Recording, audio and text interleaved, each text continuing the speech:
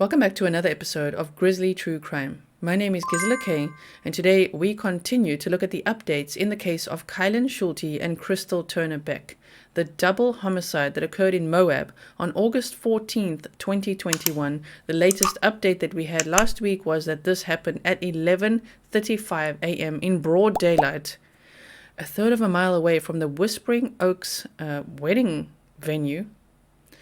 And apparently there is audio evidence, sadly, of gunshots and screams being heard.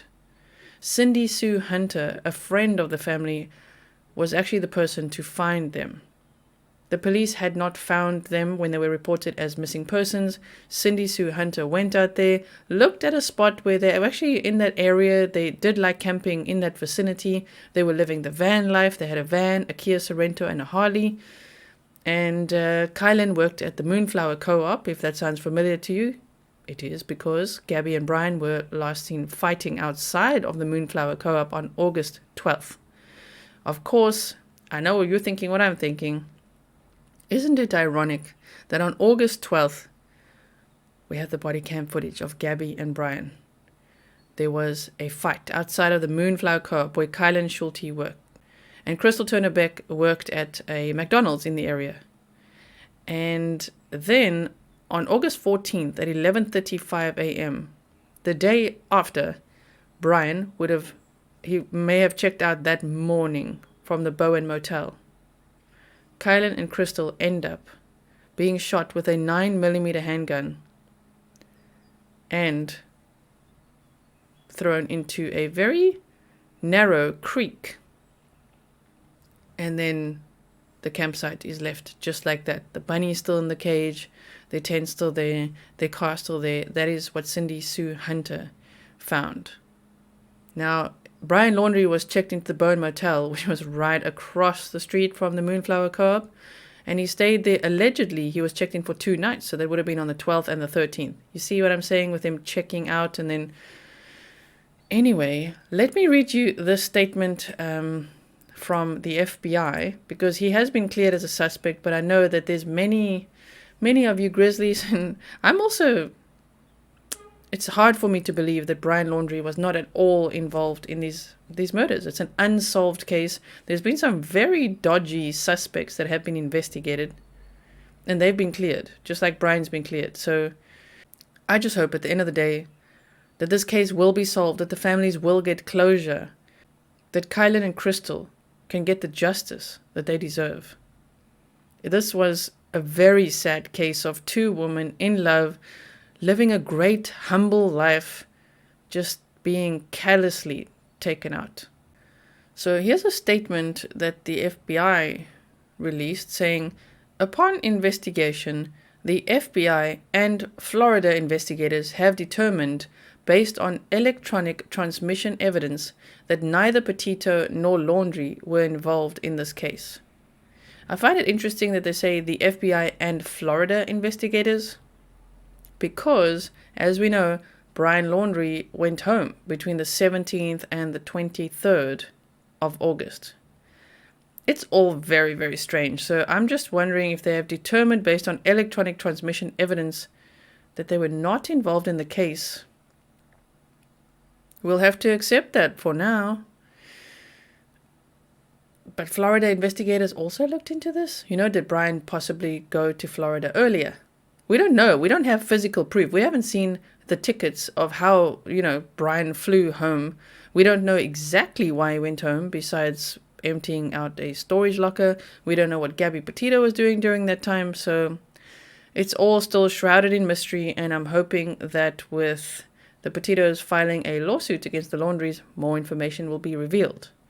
However, let's focus still on the Kylen Schulte and Crystal Turner-Beck case. I'm just mentioning that because, as I say, Brian Laundrie has been cleared. I see every time I talk about this case, there's so many Grizzlies who type in the comments that you will never ever not believe that this was Brian Laundrie being involved. And it's hard for me to think that Moab did not see a homicide for over 30 years, and now there's a double homicide in broad daylight, matching up to the day when Brian Laundrie would be checking out of the Bowen Motel and maybe reuniting with Gabby. I don't know, man. It's difficult. But anyway, let's look at the update in the case.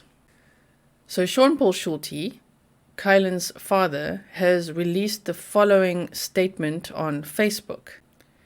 Kylen and Crystal were up and at 'em Saturday, 8/14/2021. So on the Saturday morning, they were up and awake. They say this. They were in town.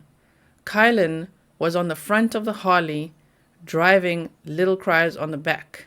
2 separate witnesses say the same thing. Same place, same time, same description. Do you remember months ago when there was someone that had come forward, someone had said that they saw them at a gas station? Well, now it seems like this is now evidence that they were up and about that morning. They had been camping and they were driving around on the Harley. The girls pulled up behind one of their dear friends and she pulled into Chevron. See, that's the gas station that was mentioned. To visit with them for 10 minutes at 9 a.m. The girls were laughing and telling her that they taught Kylen how to drive the Harley, and Kylen was driving Crystal around, and she even rode Crystal all the way around the loop road that week. The friend knows for a fact it was Saturday at 9 a.m. because she picked up a rental car and drove to Salt Lake City at 10 a.m. sharp. Them and their friends also visited about the creeper. And this is important. The girls said they were going up there to move because this a-hole was telling them that this was his area and they had to leave. This possessive verbiage is a clue. At this point, I believe the creeper was fighting with his own inner demons and he wanted the girls to leave. Possibly so he wouldn't kill them. The girls went back up there to move safely at daylight, but he was waiting, mad, with a gun. The girls did not sleep in. The girls were not in their PJs. That makes this a sexual crime. He made them strip, he filled them full of bullets, and then he dragged them to the creek, and nobody saw anything. 50 steps off of Loop Road, right before high noon, while there was a wedding a third of a mile away. That sick F did all this in broad daylight, people. Who was on the mountain Saturday at noon? Think, people. Help me, please. Contact Jason Jenson, the PI, or call the tip line 435-259-8115. So last week we learned that Kylen Schulte and Crystal Turner-Beck were murdered at 11:35 a.m. on Saturday, August 14th, 2021. Not in the middle of the night. And yes, this creeper, Kylen and Crystal had spoken about him to their friends the night before at Woody's Tavern. So now, who is that creeper? What worries me is the suspect that the Grand County Sheriff questioned not so long ago, which we'll go into now. Because I wonder how they cleared that suspect. I mean, they cleared Brian Laundrie based on electronic transmission evidence, which I'm sure is cell phone data, showing maybe the location where they were, which is interesting. But also, I mean, it is also possible to walk from the Bowen Motel to this loop road, but it would be quite difficult then to walk back, or I don't know. I'm going to try to get off the Brian Laundrie train just for now so we can focus on the information at hand. But I hear you that it's very difficult to accept that Brian was not at all involved, even though the FBI and Florida investigators say he's been ruled out as a suspect. But this other suspect that was ruled out, whoa, I mean, he sounds incredibly suspicious to me. Listen to this. Documents released regarding the murders last year of married couple in Grand County shine a new light on a possible suspect. The bodies of Crystal Turner and Kylen Schulte were found on August 18th at a campsite outside Moab. Both had multiple gunshots to their back, sides, and chest. Following the discovery of the bodies, friends told police that Schulte had mentioned that if something happened to them, they were murdered. I mean, that is such a red flag. I mean, if your gut instinct is saying, if something happens to me, it's because I'm murdered, that's a very serious situation, right? We always think, what can we learn from this? So if you ever feel like that, Be very, very careful. Maybe even contact the authorities then already, right? Friends said Schulte added that there was a creepy man around their camp. Hours before the bodies were found, a Grand County Sheriff's deputy made a traffic stop of a car displaying an Ohio license plate. The driver had a Utah license and resided in the Moab area, according to search warrant documents. Okay. The deputy said the man was so unnerving that the veteran law enforcement officer decided not to write the speeding ticket as he did not want to take his eyes off the man. The man is speeding and you don't even want to for a second write the speeding ticket because he's that friggin' dodgy, so shady? The warrant said the deputy felt the man acted oddly for being pulled over for speeding, almost a combination of euphoria and that he had been caught doing something wrong. Okay. People told law enforcement that the man had routinely slept in his car and that one person had asked him to leave her place of business as he makes unwanted advances towards women and makes them feel uneasy. When questioned by officials on August 18th, the man reportedly made vague references when asked direct questions and stared vacantly at the person talking to him and answered in non-committal ways. This dude sounds so scary, oh my word. The man admitted to having seen Schulte at the Moonflower Market where he had been hired just days earlier. Yes, after Kylen and Crystal had been murdered, this man applied to work at the Moonflower Co-op, got the job, and just started working there. And he rambled when asked about his interactions with her. The man was asked if all the interactions with Kylen were good. The man stated that depending on the day, the interactions they had with each other could be good or bad, depending on people's feelings.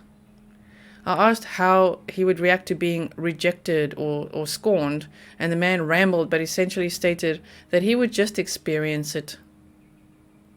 Okay. The man said that he had seen Schulte and Turner together in McDonald's where Turner worked. When asked if he had killed Schulte and Turner, the man said he did not. After officials told the man they were investigating their deaths, he swallowed but had no other outward sign of nervousness or surprise. He did not shift stance. He looked from the second investigator to me. His carotid artery did not pulse and his chest did not move quickly. Okay, those are not signs that he's not guilty or something, right? Because psychopaths can do that. Like literally sometimes they even calm in the chaos. Their heart rate goes lower. The man could not give details on his exact whereabouts the night of the murders. Well, could he give details now about the day of the murders? Because it wasn't the night of, it's the day of. He also declined a request to search his car. Due to the man's behavior and inability to account for his whereabouts, the documents say law enforcement should explore this avenue of inquiry. Okay. Then, later they said the Grand County Sheriff's Office said a man mentioned in recently unsealed warrants has been ruled out as a suspect in the double murder of a married couple last year. The Sheriff's Office said the search warrants related to the murders of Crystal Turner and Kylen Schulte were filed in the initial days of the South Mesa double homicide and were allowed to expire. Listen to this. The warrant mentioned 2 blankets and a jacket located by officials, with what appeared to be blood on the jacket. These items were found in a location near where the man had said he'd been, which was camping near LaSalle Loop Road. So this man, who's so friggin' shady that the cop can't even write a speeding ticket, how was he ruled out as a suspect? That's what I want to know, because he sounds like the biggest red flag I've heard beyond Brian Laundrie. And then he says, oh yeah, I was camping there kind of around LaSalle Loop Road, Loop Road. Yeah, I was there. I've still actually got a blanket out there. Was it 2 blankets and a jacket? And then they go out there and the jacket appears to have blood on it. And he's acting so freaking shady. Interesting. However, in their statement Wednesday, the sheriff's office said the man was no longer a suspect. Here they say forensic analysis determined there was no related evidence on the items. The individual was ruled out as a suspect early in the investigation, and the individual was already well known in the Moab community. He still sounds like a suspect to me. I know that they've ruled him out with forensics, because if they looked at the blood on the jacket and they're like, nope, this is unrelated. Okay, but whose blood was it then? Why is there blood on the jacket? Why did he leave blankets and a jacket out there? Why is he acting the way he was? And what was he doing on the day of? Not the night of. Now we know that they were murdered in broad daylight. What was he doing? And does he know anyone else who camps out there, seeing as he's a regular camper out there? And this person who Kylen and Crystal was saying on Saturday morning, this guy was like, this is my area. Get out of this area. It is mine. Oh, okay. Does this dude with the jacket and the blankets know anyone else who camps out there? Because surely, if you're a regular camper out there, maybe, which I know Kylen and Crystal also said they regularly camped around that area, but surely this guy may have encountered that guy. So does he have any information about that? The officials say, "We thank the public for their continued interest and diligence in the case. We would also like to ask the public to report instances that relate to this case. We also request that people be careful about sharing information on social media. Such information tends to be misinformed, inaccurate, and unhelpful to the criminal investigation. If you have more information, please call the Grand County Sheriff's Office at 435-259-82115 or 435-259-1397. So, just to recap, Crystal Turner-Beck was 38 years old, and Kylen Schulte was 24 years old. They'd only been married for 4 months, they were living the van life, they lived a very humble life, working at the Moonflower Co-op and at McDonald's, when they were shot in broad daylight, not far from a venue where a wedding was occurring at the time. Now, they had some time off over that weekend and had planned a camping trip. They even took their little bunny along. The bunny was found in its cage. Thankfully, it survived after 4 days of not having food or anyone to care for it because Kylen and Crystal were shot. Cindy Sue Hunter took the bunny. The bunny has apparently been adopted and has been well taken care of and is okay. But yes, they had planned to take this trip. They had a nice evening with their friends at Woody's Tavern on August 13th. Told them about the creeper guy. There was surveillance footage, which we've already covered this if you check out the playlist. And they said there's a creepy man who's like around the campsite, and if we end up murdered, it's because of him. So Kylen and Crystal left Woody's Tavern just after midnight, and they returned to their campsite before 1 a.m. on August 14th. That was the last day that anyone supposedly had contact with them until the new information came out that actually there were 2 witnesses and 1 close friend that saw them. Well, 2 witnesses, including 1 close friend that saw them at Chevron at a gas station on the Harley in the morning, 9 a.m. on Saturday the 14th. Both women failed to show up at their jobs at 5:30 a.m. on August 15th. A concerned friend that Cindy Sue Hunter discovered them dead from gunshot wounds on August 18th. In this article, they say in text messages to friends and relatives in the days leading up to their murders, Schulte and Turner said they had been having problems with a strange, creepy man while camping in the LaSalle Mountains just outside of Moab. Do you guys remember when we looked at Flute Guy? I mean, where's Flute Guy? Is he a suspect at all? Has he been investigated? He was very, very, very scary.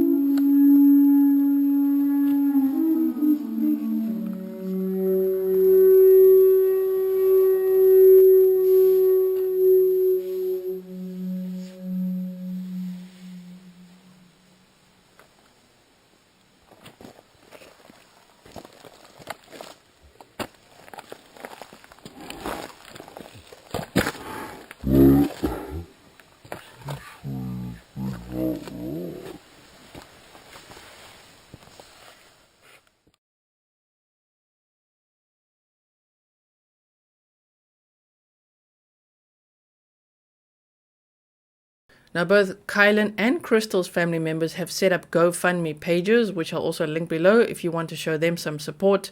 Of course, Sean Paul Schulte is very much funding his own investigation, desperate for answers, even though the FBI and the police are also working on the case. In a statement in this article, it says a GoFundMe campaign has been launched online to help surviving relatives with funeral expenses and to pay for satellite imagery that may help yield a suspect. So private investigator Jason Jenson, who is working this case, and Kylen's father, Sean Paul Schulte, are hoping to uncover dash cam video from anyone who may have driven through the South Mesa area, southeast of Moab, between August 12th and August 18th. They are also hoping to secure satellite imagery from a private firm, Planet Labs, in the hope that it will contain some clues about a potential suspect vehicle. Now, in the previous episode on this case, I was talking about there possibly being satellite imagery available already, which obviously, that would be a huge way to help solve the case. And I realized the information, where I got it from, was from this channel, All American Dream Chaser, which I believe the families have been on. Tony has interviewed them. And this episode was called Breaking News, Kylen Schulte and Crystal Turner, Satellite Imagery, Suspect or Suspects. So let me just show you. I'm going to link this below so you can go and watch it yourself, see what you think. Let me know in the comments below. But whether there is actually satellite imagery or not, I'd be very interested to know. I'm just going to show you this one little, the beginning portion of this episode so that you can see what I mean. I just wanted to do a quick update to let everybody know what was going on, because I really wasn't sure what happened with the show last night. I was like, well, where's those pictures that, you promised? And he wasn't allowed to show them. And I found out from law enforcement that was correct. So the individual suspects or suspect, whoever, I don't know if it's one or two or three or four. I don't know how many people are in the picture, but there is someone or someones in the picture. So, if you are that person in that picture, it might be a good time to surrender. Come on here and think about turning yourself in.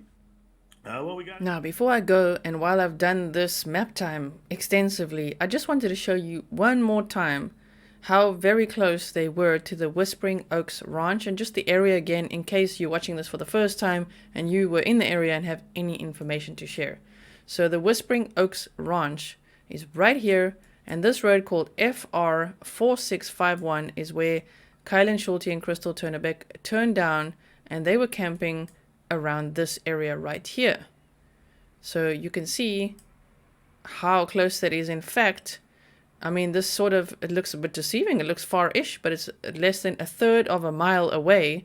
And apparently one of these like decks kind of overlooks the area. So it seems so unlikely that absolutely no one from the wedding or weddings that were occurring over the weekend at that Whispering Oaks Ranch heard or saw anything.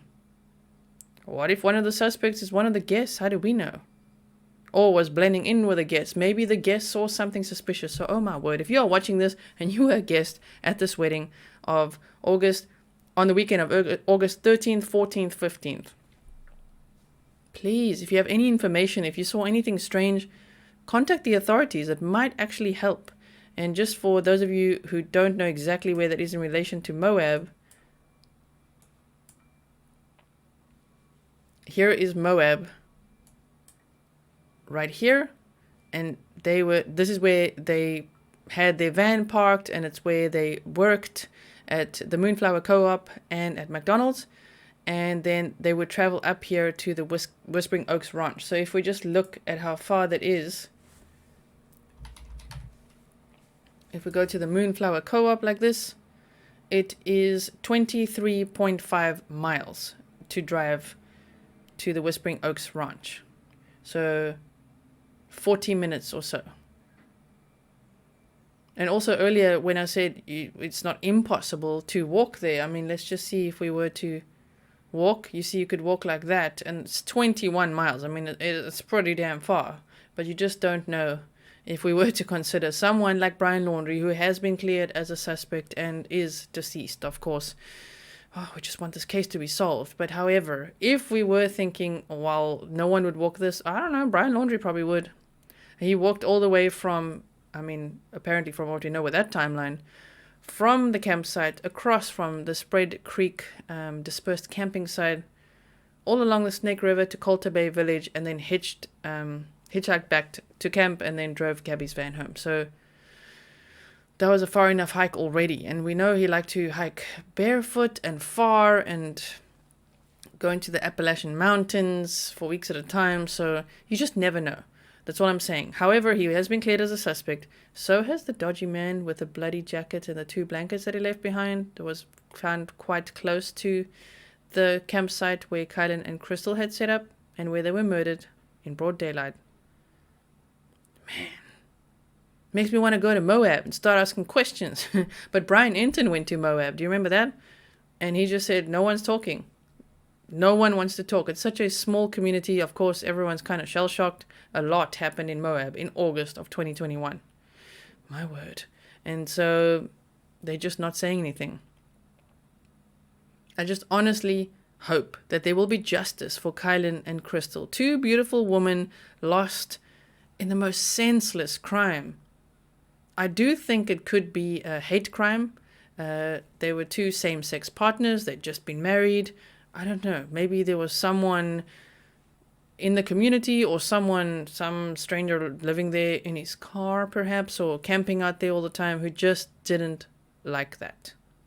So I don't know what to say beyond I truly hope that anyone seeing the information relating to this case, if you can call the number, if you know something, please say something. Don't be afraid to come forward. Rather come forward and say what you saw or what you know, even if it's the description of a car, of a person, something. Oh, it would be so helpful.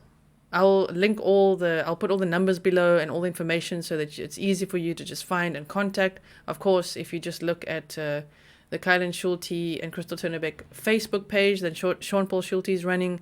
If you go onto TikTok, let me just make sure of that account.